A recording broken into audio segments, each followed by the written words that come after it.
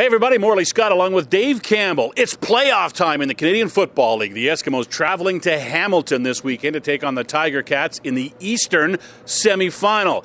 Dave, the Eskimos went back to practice on Wednesday and got some great news. They're as healthy as they've been all season. Yeah, it was a great sight. You look at their secondary, they have Pat Watkins, Marcel Young, Brandon Thompson back.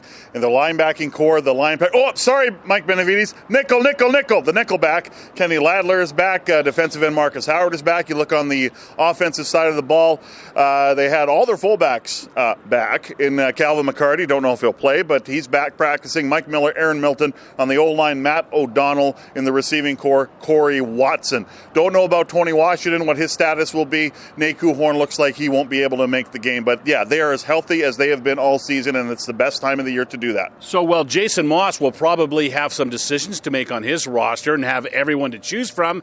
That's not the case for Kent Austin, who, especially in his receiving core, has really seen a lot of injuries. Top three receivers out of their lineup: Luke Tasker, Chad Owens, Andy Fantuz, who was a big-time MLP candidate. He is the top most outstanding Canadian candidate for the East Division. So Zach Collaros doesn't have a lot of familiarity, except he does have Terrence Tolliver, he does have Kevin Elliott, and I think he's starting to get a lot of cohesion with Elliott, and they also have C.J. Gable in the backfield, and I think he's a real X-factor offensively for the Ticats. If he gets a lot of touches, it could be a long day for the Eskimos. The Eskimos finished the season with 10 wins and 8 losses. That puts them in 4th place in the West. If they were in the East, they'd be in 1st place. That's why they get the crossover spot. A lot of people think going East, because of the records of both the Ticats and the Ottawa Red Blacks, that going East is easy. You won't find anyone dressed in green and gold saying that. No, absolutely not. And there's a ton of respect for the opponent. The crossover is a bit of a quirky addition to the playoff format. It's been around for 20 years or so. I like it because the top 6 teams, record-wise, get into the playoffs, or points-wise. It's not as easy as it seems. The Eskimos are only a 2.5-point favorite. That's almost pick'em territory. The fact they have to play this game in Hamilton is another factor. Road teams have been successful, but in playoff time, you always want to be at home. The Eskimos have chosen the hard path all season long. They were 5-7 and out of the playoffs after 12 games. But you have to mix in travel there as well.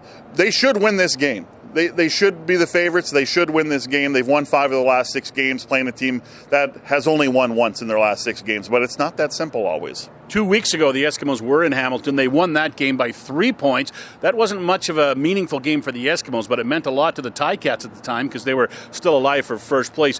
What do we take from that game 2 weeks ago, Dave? Does it matter as the two teams get ready for this one? I think it matters to only this point, is that the fact it was 2 weeks ago. It's still fresh in the minds of the Ticats. It's still fresh in the mind of the Eskimos. You're watching film and you're seeing the good things and you're seeing the mistakes, and sometimes the mistakes can really hit you when you faced a team not too long ago.